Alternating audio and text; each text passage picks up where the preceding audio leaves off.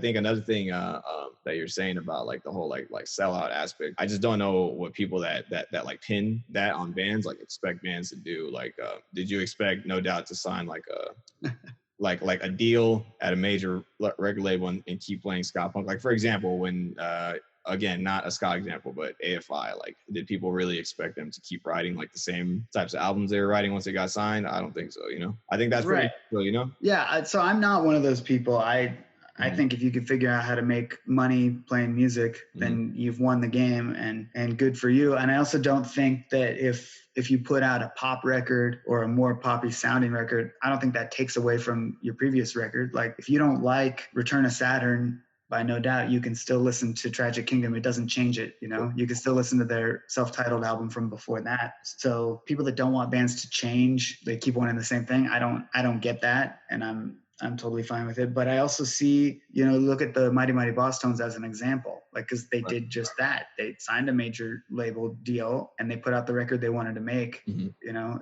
there's a couple of really catchy songs, but all the albums before that had a couple of really catchy songs too. They didn't really change their formula. They just made another record. So you can't go both ways. You know, you can be part of the machine, and those are different levels too, because like No Doubt obviously became superstars. And the Boss Tones had the one album that was a big hit. But, and Sublime too, like, they made that album and the label didn't even want to put it out. You know, it was the music they wanted to make.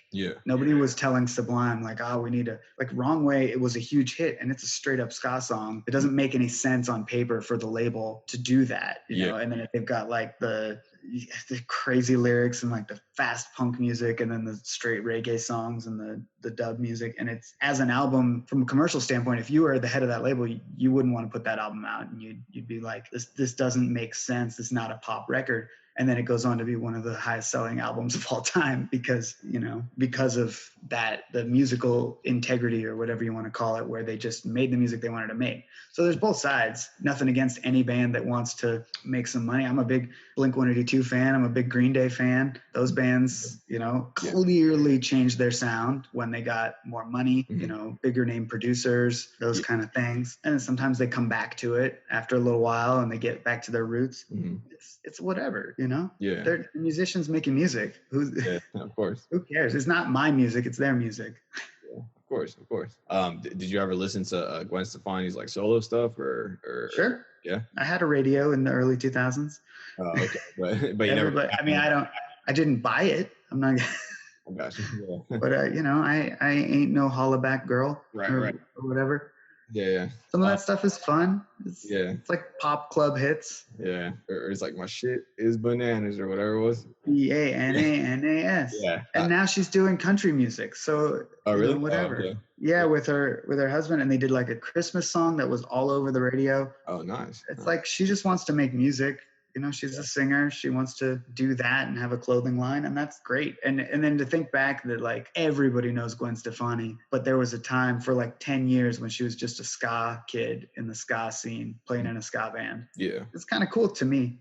Yeah, no, most definitely. I mean, like I said, like that Banana song was insane. Like it was insanely popular. Like it was always playing on the radio from what I remember, you know? Yeah, and I hope maybe there's like one or two people out there that heard that and then Googled her. And they're like, oh, she was in a band before that. Oh, what's that sound like? Oh, they had an album before that. What does that sound like? Yeah. Oh, what's this band Madness that they love? Oh, cool. You know, that happens now because of the internet, because you can play, you know, My Shit Is Bananas or whatever. And then of course. it'll be like, hey, you might also like No Doubt. Oh, you might also like early No Doubt. Oh, you might also like Operation Ivy. What? Exactly. Yeah. I mean, that's how my older sister found out about No Doubt. I mean, I get most of my music, like I told you, from Tony Hawk, and then my older sister, you know. So my older sister put me on to Tony Hawk, actually. So I'll just trace that back to my older sister. Nice. You know, she was the one that was like, oh yeah, if you like ska, like the exact same thing you just said, like, you know that singer Gwen Stefani? Yeah. Okay. Well, she has a band called No Doubt, and like, you know, and I'm like, oh, okay.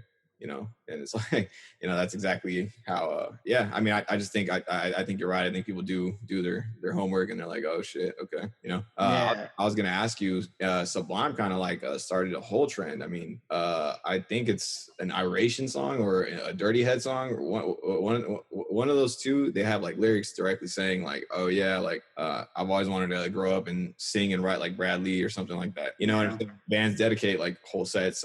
Roots of Creation is another band that is always doing Sublime covers. You know, did you ever get into that like scene, like into like the more like beach or like newer age reggae stuff, like Pepper? So that stuff, I'm not as well versed in that stuff. It's kind of like the traditional music for me, where if it's on, I'll listen to it. I like it.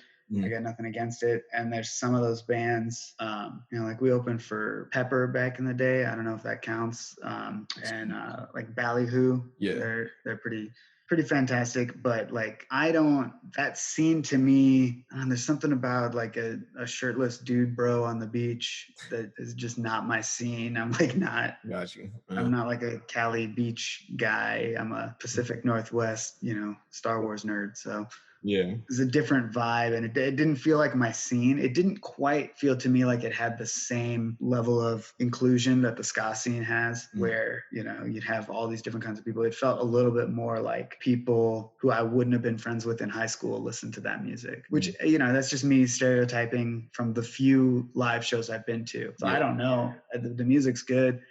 To me, that feels like music I would listen to, you know, on a beach with like a tropical drink and it's playing over the speakers, less than going to a concert, if that makes sense.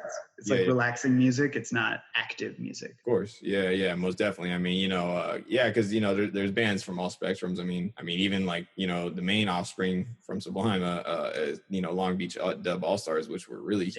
And then, you know, even like nowadays, the Long Beach Dub All-Stars are still around, I think. And, you know, Sublime with Rome is still doing their thing. I know that's kind of like a funny topic with some people, but honestly, I mean, if you watch them live, like people can't hate on Sublime with Rome. I don't think. I mean, you know, like if you really watch those live sets, like they're really good, man. Like they got trombone players. They're still doing like the whole ska thing, like, you know. Yeah, I saw them at Back to the Beach when we were there. Nice. I forget whether it was the year we were filming or the year we were premiering there, but they were great. Yeah, I mean, exactly. You know, it's that's people say, you know, it's not Sublime. I mean, it's exactly that. It's not Sublime. It's Sublime with Rome. You know what I mean?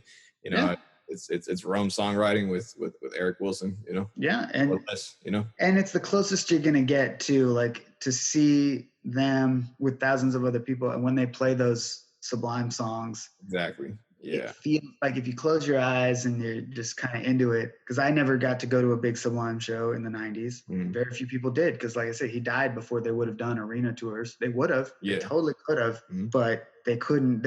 Once that album got really big, they couldn't tour. It took a long time for them to find Rome and like start doing live shows again. So those live shows are the only big live Sublime shows that are ever going to exist. Exactly. Right? Yeah. You know, there never was the Sublime arena tour, the Sublime No Doubt 1997 tour that could have happened. Yeah. It never happened. So. Right. I think I saw them in 2010 or no 09. I think it was. I saw them. No. Way later. Like 2012. I want to say. Okay. And they came to my hometown and played the fair, and it's when they still had Bud Goss. So it was still majority Sublime. Right. Yeah. That first wave of Sublime with Rome. Yeah, and that was, man, so many people were there, man, and I can't tell you, like, because it was a fair, and the fair, I don't think they were prepared to have a punk show. They had seats laid out, like foldable chairs. Nah, man, that didn't last. Like, people just moved the chairs, and dude, cops were like skanking and everything. Like, it was a sight to see, you know. Yeah. That was when Sublime with Rome came back. So I think exactly what you're saying. That's the closest thing you're gonna get. I mean, yeah, man, everybody was singing every single Sublime song that night, like to the T. And it was a sold out, like, you know, big old, like, you know, exactly like how you're saying. So, yeah. And that's, you know, a lot of people, there's a lot of hate for Sublime with Rome in the ska community or the even Sublime fan community. And I just think that's ridiculous because they're giving people that experience, you know, whether you like the new songs they're writing or not, I think is even beside the point of like, you can go to a Sublime show and sing all those songs with all your friends and dance and just have that experience. And if they weren't doing it, it wouldn't exist. Because if you start a Sublime cover band, you're not going to get those big fair shows or those stadium shows or the like Back to the Beach where there's 20,000 people there. It has to be called Sublime to get that gig. Yeah. So the only way we're going to get that communal experience of thousands of people singing along to these songs is through Sublime with Rome. So I don't get all the negativity that comes with them. It doesn't make sense to me. Right. Like I said, people want to make music, great. I mean, why does anybody hate anything? You know, it's so pointless. Yeah. I mean, switching gears, another big topic you guys talked about in the movie was the DIY ethic that's always been present in the scene. For example, the life of independent booking and independent outreach. Like for example, Jeff Rosenstock was talking about calling up the stations and the labels himself. Grassroots organizations too. I mean, Moon Records, Asian Man Records, Jump Up. Everybody, Hellcat too. It's like still kind of like an ongoing movement. It's almost like DIY aspect of things is just as important today as it was again in the 90s. Maybe I wasn't there, so maybe you can clarify. But branding has also been a big thing in ska. For example, the section you guys had about the Aquabats and what they did with Yo Gabba Gabba, and even just stage presentation.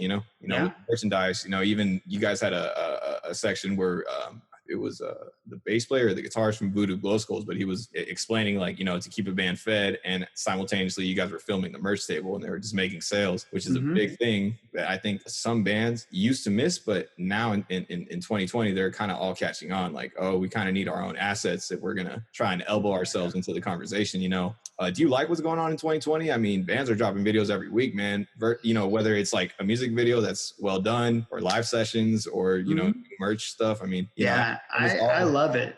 I think, more. Everybody, because especially from that DIY aspect, you're seeing it a lot now because of global pandemic we're all living in, but you're seeing a lot of bands doing stuff themselves that they usually would have more help with. So they're filming their own videos at their house, or recording songs in their living rooms and things like that it's like forced DIY because we can't go to a studio and hire a producer and do all these things. And I think that's really cool. Like, as much as it sucks to live in 2020, 2020 is the worst year that I can think of, certainly in my lifetime. But the art that's coming out of it and that DIY kind of resurgence, a lot of stuff in the 90s, like we talk about in the movie, it was DIY because we had to. Because, like I said, there was that divide between the independent and the major artists.